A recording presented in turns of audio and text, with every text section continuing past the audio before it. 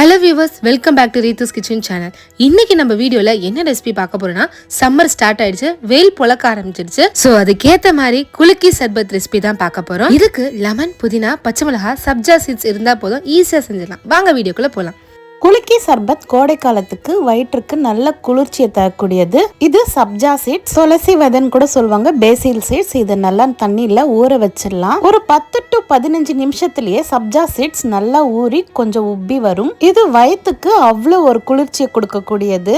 இப்போ ஒரு லெமனை இந்த போல சின்ன சின்ன ஸ்லைசஸா நம்ம ரவுண்ட் ரவுண்டா கட் பண்ணி எடுத்துக்கலாம்.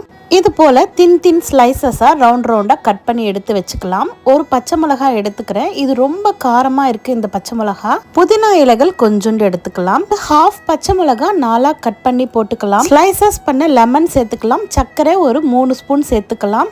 சப்ஜா சீட்ஸும் ஒரு 3 ஸ்பூன் அளவுக்கு சேர்த்துக்கலாம். ஒரு 1/4 ஸ்பூன் உப்பு சேர்த்துக்கலாம். ஐஸ் கியூப்ஸ் கொஞ்சம் சேர்த்துக்கலாம். கோல்டு வாட்டர் ஒரு 450 ml சேர்த்துக்கலாம். இப்போ இந்த பாட்டிலில் நல்லா க்ளோஸ் பண்ணிக்கலாம். நல்லா டைட்டாக க்ளோஸ் பண்ணிவிட்டு நல்லா இது போல் குலுக்கி விடலாம். இதில் எதுவுமே மிக்சி ஜாரில் நம்ம அரைக்காமல் வெறும் குலுக்கி தான் சேர்த்துருக்குறோம். அதே போல் லெமனும் கூட பார்த்திங்கன்னா நம்ம பிழியலை, அப்படியே ஸ்லைசஸாக கட் பண்ணி ஒரு குலுக்கு தான் நம்ம குலுக்கியிருக்கிறோம். இப்போ நம்ம டம்ளரில் சர்வ் பண்ணிடலாம். அவ்வளோதான், நமக்கு குலுக்கி சர்பத் ரெடி. குழந்தைங்களுக்கு கொடுக்குறதா இருந்தால் நீங்கள் பச்சை மிளகாய் சேர்க்க வேண்டாம். காரம் கம்மியாக இருக்கக்கூடிய பச்சை மிளகாய் சேர்த்துக்கோங்க. ஹாஃப் பச்சை மிளகாய் 4 கட் பண்ணி சேர்த்துக்கிட்டாலே போதுமானது. உங்களுக்கு காரம் வேண்டாம்னா பச்சை மிளகாய் அறவே நீக்கிடலாம். சப்ஜா சீட்ஸ் வயிற்றுக்கு குளுமை தரும், புதினா ரெஃப்ரெஷ்மெண்ட் தரும். இது போல ஒரு குலுக்கி சர்பத் நீங்களும் செஞ்சு பாருங்க.